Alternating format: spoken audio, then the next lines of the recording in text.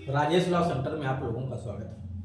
आज हम लोग एक बार फिर SC/ST एक्ट 1989 के महत्वपूर्ण बिंदु पर चर्चा करेंगे, जिसमें अगर कोई व्यक्ति SC/ST वर्ग के किसी भी व्यक्ति, चाहे वो महिला हो या पुरुष हो या कोई छोटा बच्चा, उसके साथ गाली गलौज करता है एवं उसे धमकी देता है। मारपीट की बात नहीं कर रहा हूं, मारपीट नहीं हुई है, ऐसी कोई तहरीर दी जा रही है, कोई एप्लीकेशन दिया जा रहा है पुलिस स्टेशन में जिसमें मारपीट का जिक्र नहीं है, क्योंकि मारपीट नहीं तो मारपीट का जिक्र क्यों किया जाएगा? जाहिर सी बात है, हर व्यक्ति एक जैसा थोड़ा ना है कि तहरीर को बढ़ा चढ़ा के लिखेगा। बहुत सारे लोग धरती पे ऐसे भी हैं जिनके साथ जितना गलत हुआ है उतनी ही बात जाके पुलिस स्टेशन पे बताते हैं। ये बात अलग की है कि कभी कभी पुलिस अधिकारी उनके साथ भी ज्यादती करते हैं कि उनकी जितनी भी बात बताए हैं उसके आधार पे भी जो धारा बन रही है उसको नहीं लगाने की कोशिश करते हैं, या अच्छे भी लोग होते हैं लगाते भी हैं जो धारा बनती है। कभी कभी मिस्टेक ऑफ फैक्ट, तथ्य की भूल में धाराएं कोई छूट जाती है, बाद में कोर्ट से बढ़वा दी जाती है। फिलहाल केवल SC/ST वर्ग के साथ गाली गलौज हुआ है और धमकी उसे दी गई है। जान से मारने की धमकी, संपत्ति को नुकसान पहुंचाने की धमकी, मजदूरी न करने की धमकी, खेत में जबरदस्ती काम करने की धमकी, ठीक है, घर से ना निकलने की धमकी, रास्ते से ना जाने की धमकी, किसी भी प्रकार की धमकी दी गई है। किसी भी कार्य को करने की धमकी, चाहे कुछ लेने के लिए, कुछ देने के लिए, किसी भी तरह की कोई धमकी दी गई है, बस समझिएगा। कुछ देने के लिए नहीं, ध्यान दीजिएगा, कुछ देने के लिए धमकी दी गई कि ये दे दीजिए, तो वो धमकी के साथ साथ एक्सटॉर्शन भी हो जाता है, जिसको रंगदारी कहते हैं। केवल गाली गलौज और धमकी दी गई है ऐसा मत करिएगा, घर के दरवाजे से मत निकलिएगा, ठीक है। अगर दोबारा दिख गए इस पोजीशन में तो हालत खराब कर देंगे, इस तरह से धमकी। तो गाली गलौज हुआ है, धमकी हुआ है। ये गाली गलौज कैसा हुआ है?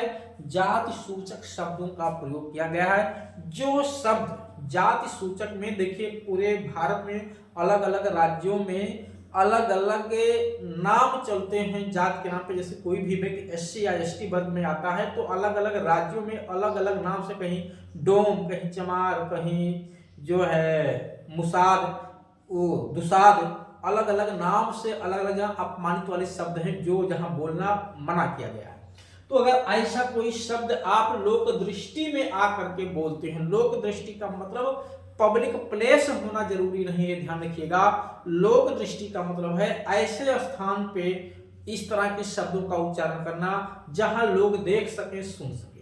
जैसे आप अपने दरवाजे के सामने भी किसी को इस जात सूचक गाली का प्रयोग कर रहे हैं, शब्द का प्रयोग कर रहे हैं, जहां पास के घर भी हैं, दूसरे आप पड़ोसी भी लोग आपके हैं, वो आपकी बातों को सुन सकते हैं। तो जाहिर सी बात है, गाँव में तो होता ही है, एक दूसरों के घर सटे होते हैं, कोई भी बातचीत होती है किसी घर पे तो लोग सुन लेते हैं, देख लेते हैं, कान उठेर देते हैं वहां पे।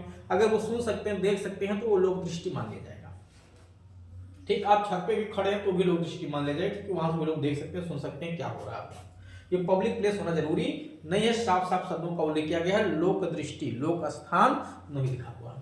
तो गाली गलौज या धमकी, लेकिन गाली गलौज सिंपल गाली गलौज नहीं होना चाहिए। जाति को लेके गाली, उस जाति के नाते उस व्यक्ति को नीचा दिखाने जैसे शब्दों का प्रयोग करना, हीनता की भावना से, तभी SC/ST एक्ट बनता है, अन्यथा नहीं बनता है, ध्यान दीजिएगा। तो जाति सूचक गाली का प्रयोग मतलब उस जाति के होने के नाते तुम कलंक हो यार, इस नाते ऐसे शब्दों का प्रयोग उनके साथ किया जा रहा है। तो या और उनको धमकी देना, देने पर यानी गाली गलौज हुआ है और धमकी दी गई, किसी भी कार्य करने के लिए धमकी, चाहे किसी भी प्रकार की संपत्ति को नुकसान करने के लिए या कोई भी कार्य करने से विरत रहने के लिए। तो ऐसे कंडीशन में SC/ST एक्ट की कौन कौन सी धारा लगेगी और IPC की कौन कौन सी धारा लगेगी? जो पुरानी IPC थी पुराने केसों में, अब नए में तो लगेगा नहीं। नए एक्ट की BNS की कौन कौन सी धारा लगेगी, मैं तीनों में बिल्कुल स्पष्ट क्लियर करना चाहता हूं, ध्यान से आप लोग देखिएगा, सुनिएगा। बहुत सारे लोगों को कंफ्यूजन है SC/ST एक्ट में क्या क्या धारा लगी, क्या नहीं लगी। यहां तक के छोटे अथॉरिटियों की तो बात छोड़ दी, जो पढ़े लिखे लोग भी हैं, ठीक है, उच्च पदों पे भी बैठे हैं, उनको भी बात नहीं समझ में आती।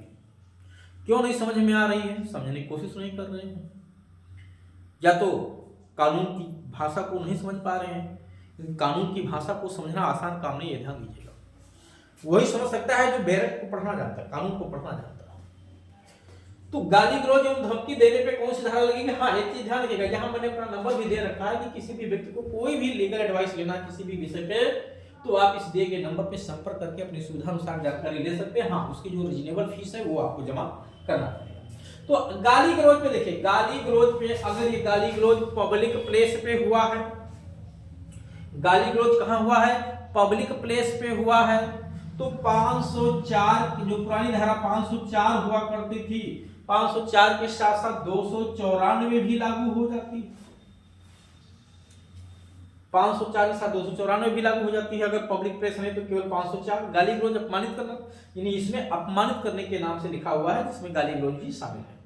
साथ ही साथ धमकी दिए हैं तो 506 लग जाएगा। पब्लिक प्लेस पे गाली दी जाती है, अब सब बोले जाते हैं तो 294, अगर पब्लिक प्लेस नहीं तो 504 में अपराध हो जाता है। और धमकी देने पे 506 लगती है। धमकी किसी भी अपराध की, चाहे जान मारने से किसी धमकी क्यों ना। अब प्रश्न यहाँ बीएनएस की कौन कौन सी धारा लगेगी? ऐसे कंडीशन में बीएनएस की कौन कौन सी धारा लगेगी? बीएनएस में जो धारा 504 यहाँ पे है, जो धारा 504 है वो हो गई है 352। 504 की जगह 352, 294 की जगह 296 और 506 की जगह 351। ये धारा इसकी जगह पे सेट हो गई। ठीक है, मैटर वही है, कोई चेंजेज नहीं हुआ है, बस केवल धारा बदल गई। एससी एसटी की कौन सी धारा लगेगी? मारपीट है नहीं, इसमें ध्यान दीजिएगा। एससी एसटी की कौन कौन सी धारा लगेगी? एससी एसटी की ध्यान दीजिएगा, यहाँ पे ये जो गाली गलौज हुआ है, अपमानित करने पे एससी एसटी की धारा 3 की उपधारा 1 खंड 10, ठीक है, सॉरी धा, क्योंकि ये गाली गलौज है ना, धा लगेगा। धा का मतलब ध, ध्यान दीजिएगा, घ नहीं। कभी कभी कुछ पुलिस अधिकारी लिखने में गलती कर देते हैं, धा को घ लिख देते हैं।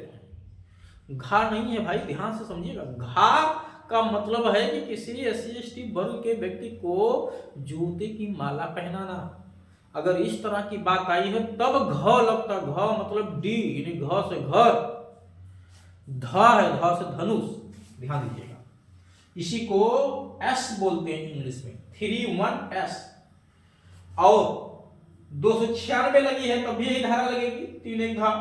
351 धमकी देने पे लगी है, धमकी देना जिसको अभित्रस्त कहते हैं। ध्यान, क्या अभित्रस्त? इंटिमिडेशन लिखा हुआ, क्रिमिनल इंटिमिडेशन, आपराधिक अभित्रास, किसी को धमकी बोलते हैं। धमकी शब्द लिखा नहीं मिलेगा, अभित्रास तो मिलेगा आपको। तो 351 इस पे लगेगी 3 1 दा, ठीक, क्या लगेगी? 3 1 दा, तो दा लग गया, धा लग गया। गाली गलौज पे द और धमकी पे दा, धमकी पे धा नहीं, ध्यान। अब प्रश्न ये कि क्या इतनी धारा लगेगी और कोई धारा नहीं लगेगी? नहीं, यही तो समझना है आपको। इसके साथ ही साथ जो 32V ये है 2016 में जोड़ी गई है, जिसको 325 का कहते हैं। क्या? 325 का, 3 धारा 3 की धारा 2 का आप 5 का भी कह सकते हैं, या इसको 32VA भी कह सकते हैं। ठीक है, ऐसे भी लिखा जा सकता है। ये V का मतलब रोमन अंक है, ये 5 है, रोमन का ये 5 शब्द है, 5 A का मतलब A से खस है, तो 5 का आप बोल सकते, 325 का भी बोल सकते हैं। ये धारा भी लगेगी। आप परेशान हो गए, सर ये कहां से लगा दिया आप, जबरदस्ती घुस दिए इसको? नहीं भाई, जबरदस्ती कहां से है? जो बैरेक्ट में आपके लिखा है मैं वही बता रहा हूं, अपने मन से कुछ नहीं बता रहा हूं। और मैं कौन होता हूं अपने मन से बताने वाला? जो लिखा है मैं वही बता रहा हूं। आप कहां तक लिखा हुआ? ये तो कहीं लिखा नहीं, हमको मिला नहीं, मिलेगा। जब आप धारा 3(2) ये पे पलटोगे ना, तो यहां लिखा हुआ है कि अनुसूची में आने वाले अपराध, जो अनुसूची में अपराध का उल्लेख किया गया, कहां? अनुसूची में। और अनुसूची कहां है? जहां ये एक्ट समाप्त होता है, 1989 का एक्ट जहां समाप्त हो जाता है, लास्ट में जाके धारा 23 में। उसके बाद देखिए एक शेड्यूल बना हुआ है और उसमें 25-30 धाराएं लिखी हुई है आईपीसी, उनकी जगह बीएनएस की धारा हो जाएगी। उनमें से एक धारा इसमें से लिखी मिल जाएगी आपको 506, और वहां लिखा हुआ है कि 3(2)VA में लिखा हुआ है कि अनुसूची में आने वाले अपराध किसी व्यक्ति के साथ, चाहे उसकी संपत्ति के विरुद्ध हो रहे हो या उसके शरीर के साथ हो रहे हो, तब वहां पे 3(2)VA लगाई जाती है। अब बात समझ में आई? और इसके बाद भी नहीं जान पा रहे हैं तो फिर आप फीस जमा करिए, हमारी फोन करिए, हम समझाते हैं। ठीक, तो 3(1)506 अगर लगी है तो 3(1)द के साथ 3(2)VA भी लगा दी जाएगी।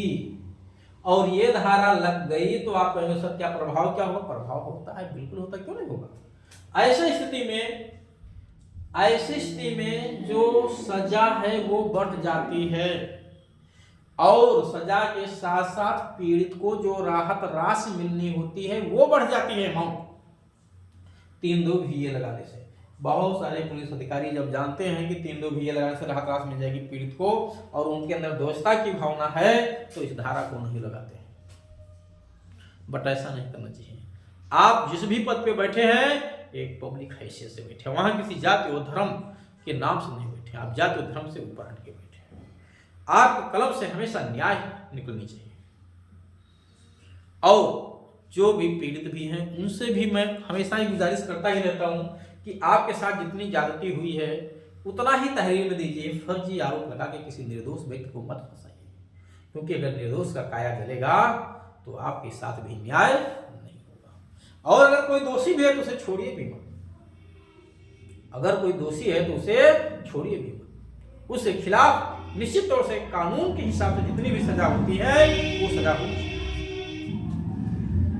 तो ऐसी स्थिति में देखिए गिरफ्तारी का क्या रूल है। गिरफ्तारी का रूल जानने के लिए तो आपको फिर आना पड़ेगा बीएनएसएस में, बीएनएसएस की धारा 35 में आना पड़ेगा, जो पुरानी धारा सीआरपीसी में 41 हुआ करती थी, और उसको समझने के लिए अब आपको गाइडलाइंस पढ़ना पड़ेगा, सुप्रीम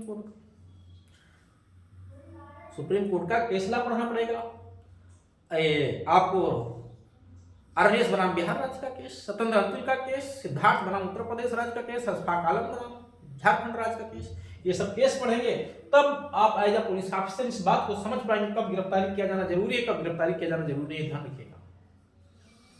और बेल का प्रोविजन क्या होता है, नोटिस कब थमाएंगे कब नहीं थमाएंगे, सजा का क्या प्रोविजन है। ऐसे कंडीशन में 3(2)VA लग जाती है तो सजा देखिए कम से कम SC/ST एक्ट लगने पे तो 6 माह की कारावास होती है, 3(2)VA लग जाती है तो जितना उस धारा में सजा है उतनी उसे दी जा सकती है।